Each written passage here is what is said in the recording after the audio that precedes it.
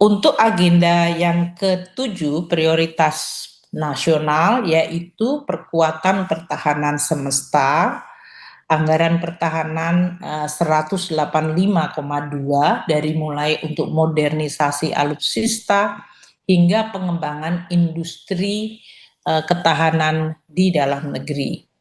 Juga alokasi untuk Polri, BIN, BNN di dalam menjaga ketertiban keamanan mengalami peningkatan 179,4 triliun totalnya anggaran yang dialokasikan. Itu dari mulai menjaga ketertiban, keamanan, dan pencegahan terorisme serta kejahatan.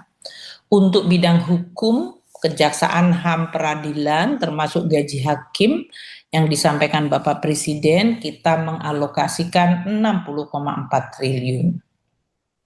Ibu Bapak sekalian, untuk prioritas program yang ke-8 yaitu akselerasi investasi dan perdagangan, lebih banyak anggaran atau dana investasi itu dilakukan oleh Danantara, namun APBN bersama Danantara banyak bekerja bersama, seperti untuk industri hilirisasi, kita mendukung dari mulai insentif perpajakan, transisi energi, tadi kita pun ada investasi langsung untuk renewable energy.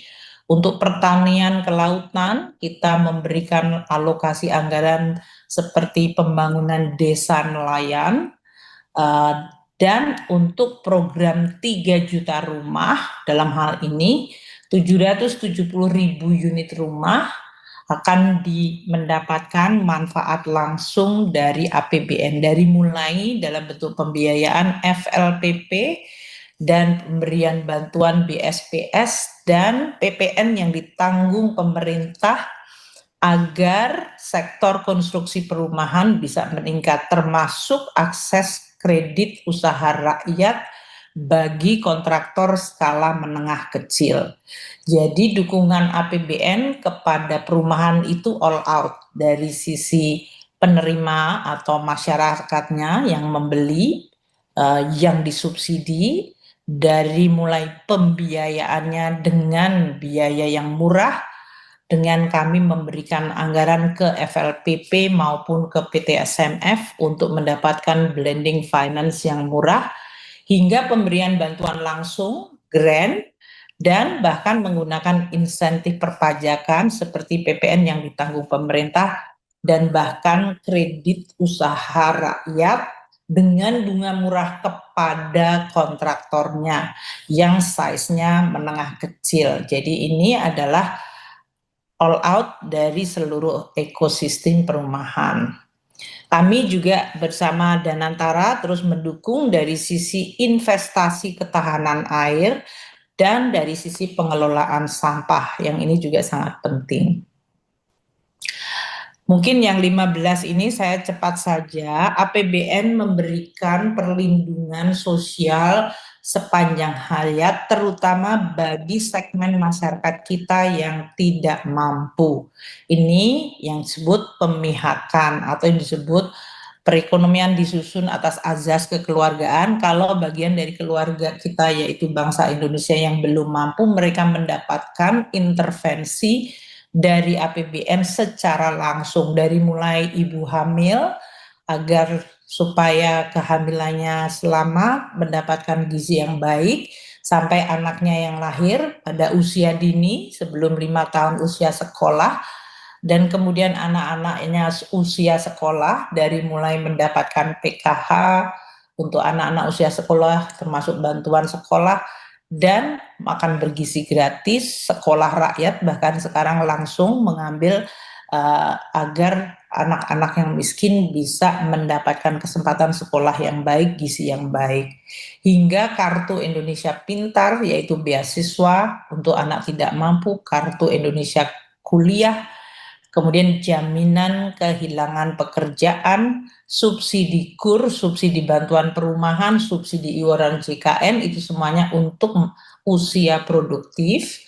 Dan untuk lansia di atas 60 tahun ada program PKH khusus untuk lansia dan atensi untuk pemakaman lansia, termasuk juga gizi untuk lansia. Ini semuanya dianggarkan 508 triliun rupiah agar kita punya apa yang disebut jaring pengaman sosial. Masyarakat yang tidak mampu dibantu, masyarakat yang mampu dalam hal ini dia memberikan bantuan bersama-sama dengan pemerintah. Ibu Bapak sekalian, APBN bekerja secara keras karena ini adalah instrumen yang seperti saya sampaikan di awal diharapkan, diandalkan, dibutuhkan oleh semua pihak. Sehingga memang kami harus terus melihat kebutuhan seluruh segmen masyarakat. Namun APBN sumber dananya juga bukannya tidak terbatas, namun terbatas. Sehingga memang harus ada prioritas dan juga sesuai dengan yang sudah menjadi program nasional yang ditetapkan oleh presiden terpilih yang mendapatkan mandat dari rakyat. Jadi kami terus menjaga agar APBN itu bermanfaat, bekerja keras namun tetap sehat dan kredibel dengan fokus untuk meningkatkan belanja sesuai prioritas dan tetap efisien, produktif, dan sinergis antar kementerian dan lembaga, antara pusat dengan daerah, dan juga antar sektor. Kemudian yang kedua, dari sisi pendapatan negara, karena kebutuhan negara dan bangsa begitu banyak, maka pendapatan negara terus ditingkatkan tanpa ada kebijakan-kebijakan baru. Sering dalam hal ini dari media disampaikan seolah-olah upaya untuk meningkatkan pendapatan kita menaikkan pajak, padahal pajaknya tetap sama, tapi enforcement dan dari sisi compliance, kepatuhan akan dirapikan, ditingkatkan. Sehingga memang bagi mereka yang mampu dan berkewajiban membayar pajak, tetap membayar pajak dengan mudah dan patuh, sementara yang tidak mampu dan yang masih lemah dibantu secara maksimal. Tadi seperti UMKM, ini juga banyak yang muncul pertanyaan, kebijakan kita UMKM sampai 500 juta omsetnya tidak ada pajak PPh-nya. Jadi mereka nggak membayar pajak. Kalau omsetnya di atas 500 juta hingga 4,8 miliar, pajak final 0,5%. Itu adalah kebijakan pemihakan kepada UMKM. Karena kalau pajak PPh badan adalah angkanya di 22%.